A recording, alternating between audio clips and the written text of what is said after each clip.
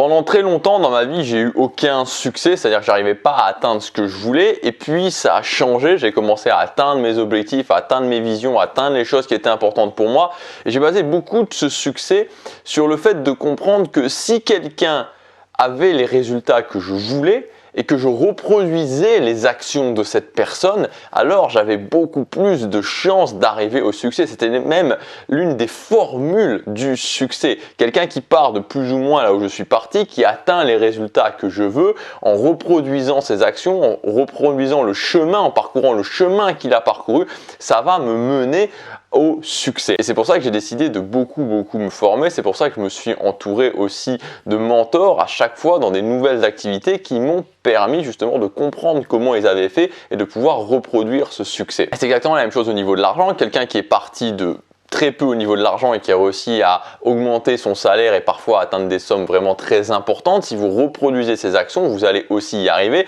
La société a tendance à nous faire croire que c'est de la chance. Quand quelqu'un a beaucoup d'argent, finalement que ça lui arrive un petit peu comme ça. La réalité, c'est pas du tout ça et c'est valable pour l'argent, mais c'est valable pour n'importe quel type de succès. Ça n'arrive jamais comme ça. Alors, il y a une minorité de gens qui ont véritablement de la chance, à qui ça arrive comme ça, qui gagnent au loto. Mais pour la plupart des gens, ce n'est pas le cas et donc il faut sortir de cette idée que cette personne-là a eu de la chance, cette personne-là a eu les circonstances, il était là au bon endroit, au bon moment. Tout ça, c'est juste des excuses qu'on se donne pour justifier sa propre inaction. La vérité, c'est que ces gens-là sont passés à l'action et que si moi aussi je passe à l'action, alors je vais pouvoir avoir des résultats.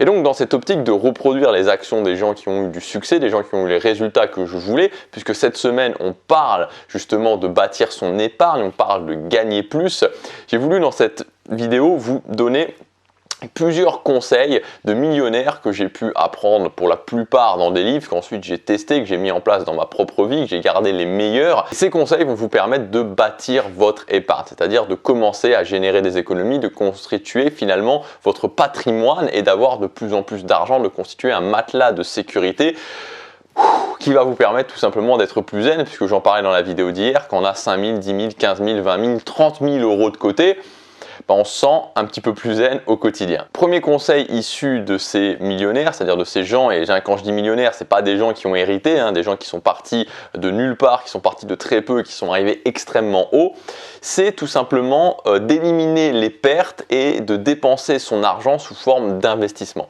Qu'est-ce que ça veut dire? C'est-à-dire que quand je dépense de l'argent pour n'importe quel type d'argent, même pour les dépenses obligatoires, c'est soit un investissement que je fais, soit des pertes. C'est-à-dire que quand je décide de dépenser 100 euros, ces 100 euros, ils peuvent me servir par exemple à me former, et là c'est un investissement sur moi. Ils peuvent me servir à acheter du nouveau matériel si vous êtes créateur de contenu par exemple, et c'est un investissement pour mon entreprise.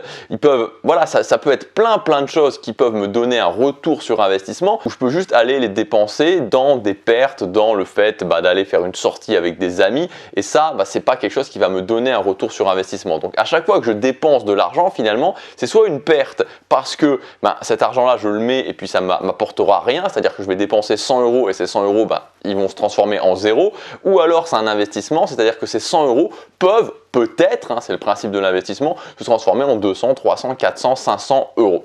Donc, est-ce que ça veut dire que tout mon argent doit être dépensé sous forme d'investissement et que je dois faire absolument zéro perte, c'est-à-dire que je peux m'octroyer aucune sortie? Non, mais ça veut dire qu'il faut être conscient de ça. Il faut être conscient que, est-ce que l'argent que j'ai, je l'investis, c'est-à-dire sur quelque chose qui peut potentiellement me rapporter plus ensuite, ou est-ce que c'est une perte et donc c'est quelque chose qui va rien me rapporter? Si aujourd'hui vous êtes dans une situation où l'argent que vous avez, vous le mettez principalement dans des pertes, ça va poser un problème parce que vous n'aurez jamais aucun retour sur investissement. Donc il faut rééquilibrer la balance et je dirais qu'il faut faire un maximum, au moins 80% de vos dépenses doivent être des investissements qui potentiellement vont vous rapporter de l'argent en retour, et ensuite vous pouvez vous octroyer bien sûr peut-être 20% sur le fait de vous détendre, des sorties, etc., qui est de l'argent que vous n'allez jamais récupérer mais qui quelque part peut aussi vous apporter un certain bien-être et l'idée, même si j'aime pas ce mot, de profiter de la vie. Mais pour la plupart des gens, le problème c'est c'est que tout est mis dans des pertes, tout l'argent est dépensé dans les choses sur lesquelles je n'aurai jamais aucun retour sur investissement.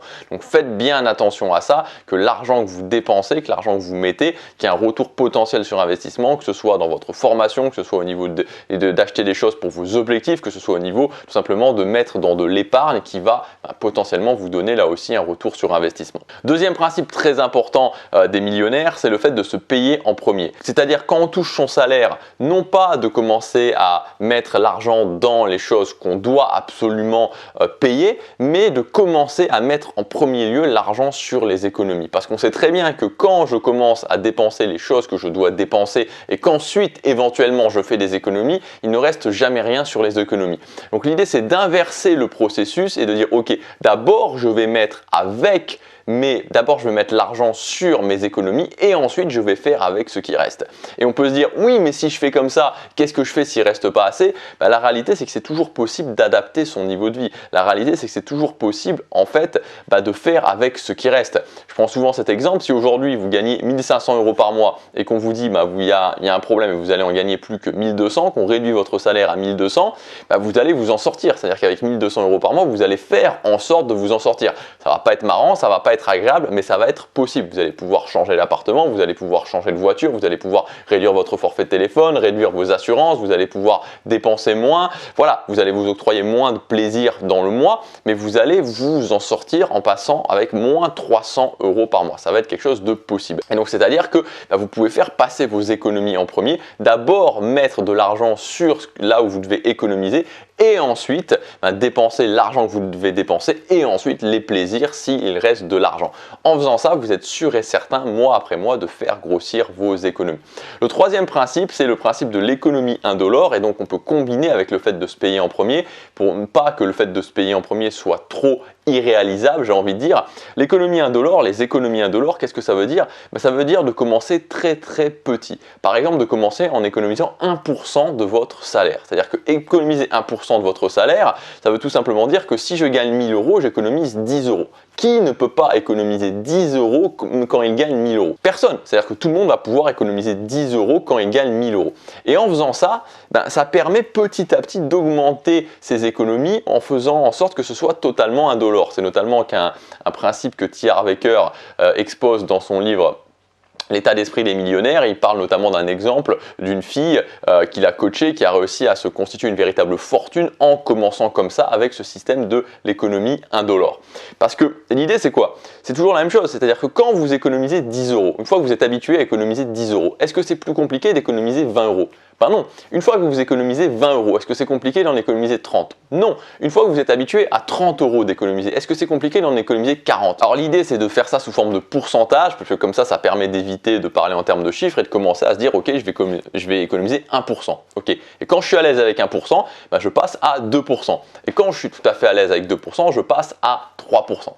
Et là encore, on va pouvoir le combiner avec le quatrième conseil des millionnaires, c'est le système des jarres. Le système des jarres, c'est quoi? C'est non pas de faire une sorte de gros pot d'économie, mais de faire différents petits pots d'économie, différentes jarres d'économie que vous allez pouvoir nommer, que vous allez pouvoir définir par rapport à ce que vous attendez. Donc par exemple, et je vous explique ça notamment dans la formation bâtir son épargne quand on gagne peu, il y a une grosse partie qui parle de ce système des jarres. Ça va être de définir des jarres, et moi par exemple mes jarres, qu'est-ce que ça peut être? Ça va être ce que j'ai appelé premièrement le compte millionnaire. Le compte millionnaire, c'est de l'argent que je mets tous les mois sur un compte qui n'existe pas. Voilà, ce compte il n'existe pas, et en fait je prépare ma retraite avec ça. Mon idée même, ça serait que ce compte n'existe jamais, je ne l'utilise jamais, que je puisse le léguer à ma mort, à mes enfants par exemple, voilà, que je n'ai jamais utilisé que ce compte, que ce soit un compte vraiment au cas où, mais que voilà, en fait je n'y touche jamais. Ça c'est le compte millionnaire.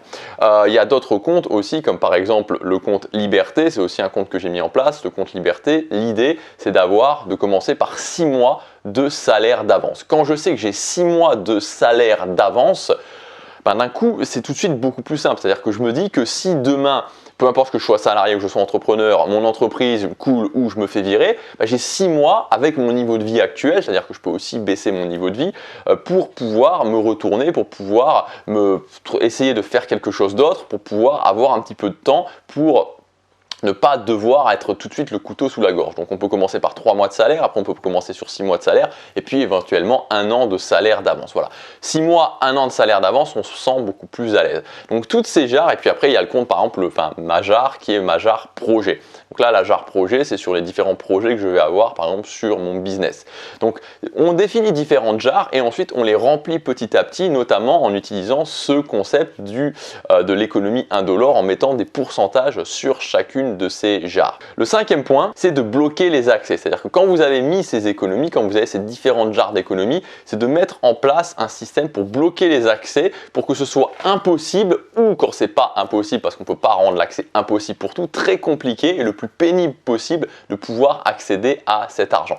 Donc ça, c'est un concept très important aussi, parce qu'on peut avoir très rapidement tendance à les rechercher dans ces économies et donc à se démotiver par rapport à ces économies parce qu'on fait des économies puis on les reprend, on les refait, on les reprend, on les refait, on les reprend. Bon, déjà le fait de mettre des jars en place, ça permet de définir vos besoins et d'éviter justement d'aller rechercher dans un gros pot d'économies parce qu'on a fait différentes jars d'économies. Mais en bloquant les accès, ça rend encore les choses plus compliquées. Quand on ajoute à ça le système de l'économie indolore par petits pourcentages, ça évite de mettre trop de côté d'un coup et de se retrouver avec voilà, d'avoir trop mis par rapport à ce qu'on devait dépenser sur le mois et d'être obligé d'aller reprendre.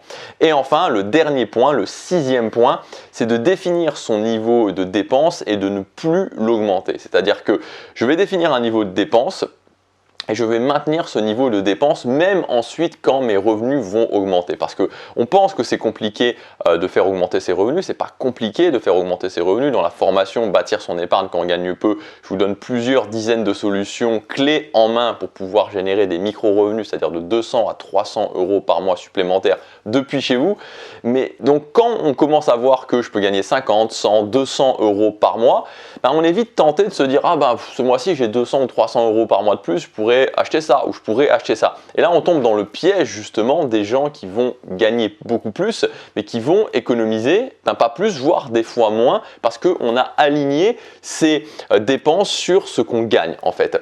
Donc ça c'est un conseil aussi très important pour réussir à bâtir son épargne, c'est définir un plafond de dépenses et s'y tenir. Éventuellement le jour où je fais x2, x3, x4 avec mes revenus, je peux revenir sur ce plafond de dépenses et je peux le réajuster, mais toujours se tenir à ça tant que je n'ai pas décidé de l'ajuster pour éviter l'alignement des dépenses sur les rentrées parce que ça c'est le truc, une des choses qui plombe les économies et on peut penser que ça va être beaucoup plus facile d'économiser plus quand on va gagner plus. En fait c'est pas le cas parce qu'on va avoir cette tendance à s'aligner. C'est le fameux principe de l'armoire Ikea. Au départ j'achète une armoire qui est vide, j'ai peu de choses à mettre dedans et je m'aperçois qu'au bout de 6 mois l'armoire elle est remplie parce que voilà, c'est le fait que je vais remplir, je vais combler quand il y a des vides et c'est pareil au niveau de l'argent, plus j'ai d'argent plus je vais avoir tendance à le dépenser.